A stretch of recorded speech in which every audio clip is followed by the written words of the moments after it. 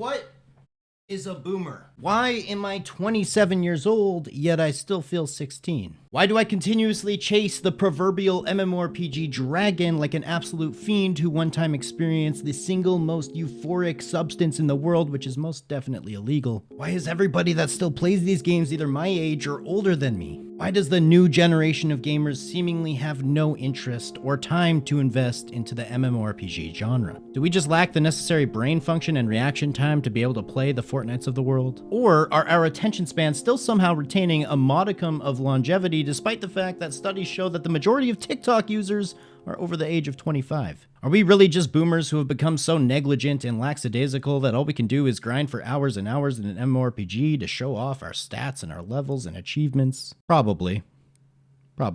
But it could be bigger than that as well. I mean, I still remember coming home from middle school in the year 2007, excited to heat up a pizza pocket and inevitably burn my tongue off while simultaneously typing in my cringy RuneScape username and my hilariously guessable password. Why did I log into RuneScape? So I could chat with my friends? What was my real motivation for logging into RuneScape at 11 years old? Did I really care about the gameplay? I think I did a little bit. I mean, I was extremely proud when I acquired my first rune scimitar, but was I proud because I acquired that rune scimitar, or was I proud because I could show it off to all of my friends? You see, RuneScape and a lot of MMOs actually predated the social media boom by quite a bit. I mean, sure, people were ASLing in AOL chats, but these places were niche and strange and full of danger and odd individuals, and you never knew what creep you might be talking to. MMOs almost served as the first form of social media for many of us who played between the years of like 1995 to 2010. They also acted as an online chat icebreaker without needing to go directly to a chat room with the sole intention of chatting to somebody. You could instead walk up to a player and perhaps try to convince them to type their password backwards. But seriously, I used to talk to my friends at school all day, and then I would come home and talk to them more on RuneScape. I didn't have a cell phone, I didn't have Facebook or any other form of social media, because not many actually existed at the time. Jesus, man, I'm 27. I sound like a grandpa. But for me personally, video games were actually a major part of my social life. Sure, it began with MMOs and RuneScape, but as I got a bit older, it transitioned to Call of Duty lobbies, where essentially I would basically hop into really long phone calls with all of my friends from school, where people would drop in and out of the Xbox party, and that's how we chatted. This is pretty similar to what we see happening in Discords nowadays, except none of my friends on my Discord are people that I know in real life. Okay, Waydot, so what does any of this have to do with the idea that MMORPGs are a genre that caters to boomers? Well, here's the thing. We like to talk down on social media so much because we're slowly or quickly starting to see the massive adverse effects that it's having on society in terms of mental health and constant comparison and the total need of other people's affirmations that we are indeed a cool and successful and social person. We don't need to get into all of that, but at the end of the day, social media was completely revolutionary for society as a whole. Connecting so many people across the world was unheard of prior, except for niche situations, and it truly changed how humans interact with each other forever. And for many of us, our very first experience with that societal shift in a very first-hand manner was actually our first experience on MMORPGs. Part of the allure and mystique and overall entertainment found within MMOs at the time was in part the fact that I could use it as a social media platform and through private messages talk to my best friend about things that were happening in real life at real time. We could plan on what we were going to do at school the next day or even plan to hang out. I remember so many times I'd be sitting on RuneScape chatting with my friend and then 20 minutes later he'd be knocking on my door. Why does this matter, you might ask? Well, now for the current youth, this is completely normalized. Every app and game and device from your mobile phone to your tablet to your TV to your smart fridge has a way to connect to social media and connect with others. Essentially, communication over the internet lost what made it so cool and interesting. It lost its novelty. The novelty of talking to our friends online with a video game attached leads us to having a bit of rose-tinted goggles when it comes to MMORPGs. Was it actually the gameplay that had us so hooked? I'm sure that's part of it. The non-stop grind, the leveling process, showing off to your friends definitely was interesting, but can it compare to what the younger generation has access to nowadays? Think about this. Sure, it was cool to go to school the next day and tell your friends about that recent level 60 you acquired in WoW or the 99 you've been working on in RuneScape. But imagine you're in a battle royale with 100 other players in real time in an online shooter game. You're playing with two of your friends, but they've already been downed and you have no time to rescue them. It finally comes down to the last circle, and it's you versus an entire enemy squad, 3 separate players. You manage to knock one of them, but, you're out of ammo. There's a loot box nearby, but all it has is a sniper rifle. You've never been great with a sniper rifle, But you zoom in and you see one of the players trying to res his friend that you just downed, and you boom, headshot, you got him. There's only one player left. Your two friends are watching you. You've never been awesome with sniper rifles, but this is all you have. It's your one shot, your one opportunity to seize everything you ever wanted. The enemy's on the horizon. You zoom in, and despite your lack of skills, your aim was true that day. Boom, headshot. Mom, get the camera. Your friends are watching, and victory splashes across the scene. They start freaking out, and due to shadow play, you even have the whole thing recorded, so you have proof.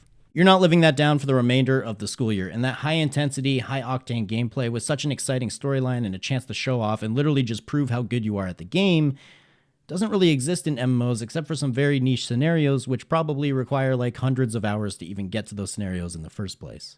How can modern MMOs even compete with that? Now, of course, the majority of us playing MMOs these days are not really looking for that kind of high-octane and high-intensity gameplay. But if we traveled back in time to when we were 12 and we logged into EverQuest or World of Warcraft or RuneScape for the very first time, if the Battle Royale genre or other games of the same nature existed, would we really be that interested in MMOs?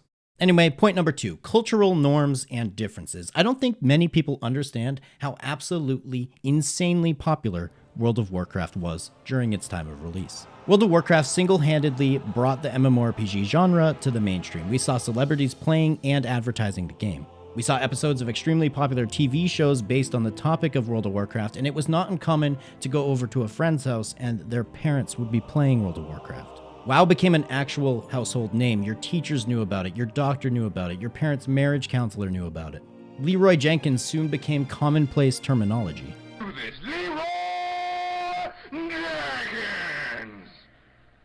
Oh my god, he just ran in. However, since those golden days, we haven't really seen anything even close to this magnitude of cultural relevance in the MMO scene, especially concerning pop culture or mainstream media. When compared to the likes of Ninja playing Fortnite with Drake or the Among Us craze during the pandemic, I mean, we saw everyone from mainstream artists, famous actors, and even politicians in some of the Among Us lobbies, and to me, it seems like people sometimes forget about the normies. There are a lot of normies, okay? Somebody may literally never play video games, but if Taylor Swift starts fragging out in Overwatch, you can guarantee hordes of her fans are going to suddenly be interested in Overwatch. It could very well catch on with an entirely separate audience that prior had no interest in gaming at all. So unless we see a new cultural boom in terms of MMORPGs, it's pretty unlikely that we're going to attract those less predisposed audiences.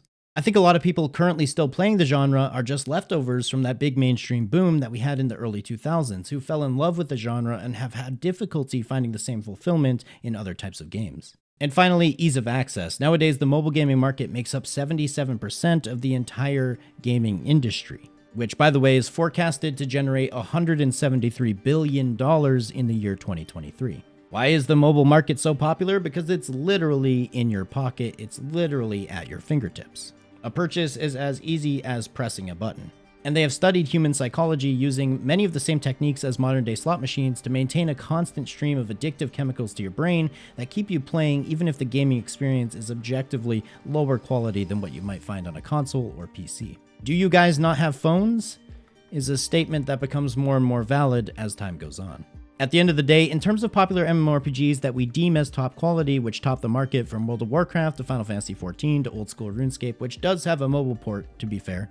But for the majority of us, we play these games on PC, and to a lesser extent, you're going to find a player base on consoles, especially for Final Fantasy or Elder Scrolls. But then, to an even further extent, you're going to find these games on mobile devices, such as RuneScape or a handful of others, but generally, MMOs don't port very well to the mobile experience. Now, why does this matter? Well, it's all about barrier to entry. You see, the amount of youthful gamers who have phones far outnumbers the amount of youthful gamers who have consoles, and the amount of youthful gamers who have consoles far outnumbers the amount of them who have gaming PCs. This is mostly a cost issue. Parents are willing to invest a few $100 in order for their child to have a smartphone so that they can contact them. However, a little bit less parents are willing to invest $500 to $1,000 in order for their child to enjoy gaming on an Xbox or a PlayStation. And far fewer than that are willing to spend thousands on a PC, plus the time potentially spent researching on how to build a PC and all of the separate parts and components that might be better than others. But these kids nowadays have access to Fortnite and Call of Duty and Apex Legends on their phones, some of them with cross-platform capability. That allows them to game with their friends as easily as just downloading a free app on their smartphone. You see, one thing that made RuneScape so popular in the early 2000s was its ease of access. Basically, any computer that could access Internet Explorer could go to runescape.com and start playing the game. Public libraries' computer sections were always filled with kids playing RuneScape, and then my computer lab at my school every lunch hour was completely packed with kids playing RuneScape. On top of that, the majority of family computers could access RuneScape, and almost everybody had a family computer. I mean, most of them could probably access World of Warcraft. This is a stark contrast to what we see nowadays. A family computer is almost like a relic of the past. Now everyone has their own personal tablet or laptop. However, even a gaming PC with even relatively cheap components is not something you see in every household. And as time goes on, gaming PCs are becoming more and more of a requirement to play many of your most favorite MMOs. Simply said, PC gaming is an exceptionally expensive hobby, and most families don't have that kind of disposable income required to fund it, especially in today's economy. However, it's much more common for a family to have a joint phone plan where every member gets access to a smartphone and it gets upgraded every 2 to 3 years, and on top of that can play nowadays actually quite an impressive amount of games. Even though mobile gaming, in my personal opinion, will never compare to the experience that you can have playing a game on a PC or a console, it's the most popular choice amongst most gamers in the world. At the end of the day, the MMORPG is a dying genre in the sense that we don't gain as many new players as we lose. However, to say the genre is dead is extremely short-sighted. MMORPGs have single-handedly the most loyal audience of any other genre. It takes a lot for an MMO player to quit their current MMO, and usually they don't quit playing video games or they don't quit playing the MMO genre, they just switch to another MMO. And although we might try out other games here and there, hell, I'm a big fan of FPS games, we generally always come back to MMOs because the itch and that proverbial dragon that I mentioned at the beginning of the video is always something worth chasing. To us, those rose-tinted glasses that we have donned for the past 13 years regarding our youth and time playing MMOs have at least retained a small amount of tint in our current time. That allows us to continue our passion. Though we may have been maxed every aspect of every game and we find out the metas of content within its day of release, there's something special about playing an MMO and sharing the experience with so many other like-minded individuals. I hope to see the genre grow more and more in the future. We have plenty of things to look forward to and plenty of things to sink our teeth into. The MMORPG may be a boomer genre, and that's okay because we're all getting older now. We're old as hell. My friends got kids. I got friends who are getting divorced. I have friends that are going bald. But no matter what, we always have our MMOs to go back to. Thanks for watching, guys. If you enjoyed this more essay-style video, please let me know. Leave a like, comment, potentially subscribe. If you really enjoyed the content, there is a link to my Patreon down in the description. But yeah, I'll catch you guys in the next one. Later.